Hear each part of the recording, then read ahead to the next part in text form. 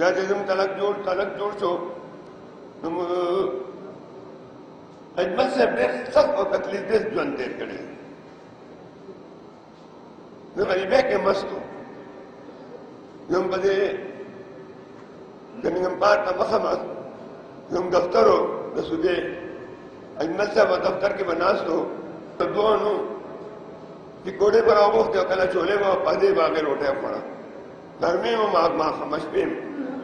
ما په ډېر منت وکړه ځان سپورټ ته مې بوتلم د به شپې روټۍ مو بیا ډېر کمپیوټر چې به وویشتې یو زما سره کور کې ناست و نو ما دې دا پاسه ودرېږه خو په ولاړه دا خبر وکړه هسې خبرې کولې نو کوم خبره وه چې په ما هغې یعنې دا ابتدا د خبرو دا د اجمل صاحب په برکته ما خبرې ودرېدم ما خبرې کولې کې یو واقعه د هغه خبرې ډېرې دي یو ځل چې مېلمانه رالل نو مونږ په هوټل کې ډېر وو نو ما هغه مېلمانه ولي خان څخه کېنو زه خپل کمرې ته لاړم څه وکړم جي خدای شته دې له ګرځم یو ورکر په حیثیت ګرځم تاسو سره چې ما له هغه وخت باچا چې نو مې ویل خدای مکه چې په تاسو ګرځو چې زه ځان مکې زه دې مړ شم خدای دې تاسو بچ کړي ما دې لپاره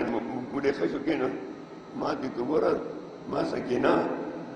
څوک چې سوال کوي هغې له څه جواب څه ورکوم دې خوا اړم راوړم او ته به سبا لیدرې ما چې زه درته یم زما حرکات سکنات ټول ګوره زه خبرې کوم به ما ته ګورې زه د ټولو سپلی سمولو والا سړی یم د ډېر ورکوټې سړی یم د دې د برکته خدای پاک نن ما ته یو مقام راکړ او اجمل صاحب شاعر و ما ته یاد یو دوست سره ناست وم د دې یو دوست راغی ته چې خټک صاحب چې خدای ته وویل سیاست پرېږده ډېر ټام ته تقریبا د 38 کالو خبره کوي چې په سټېجونو کې سړی لاسونه پړه کوي ډېر خوشحال دی څه لیک کوه سیاستدان مشر خوشحال بابا دا مشر و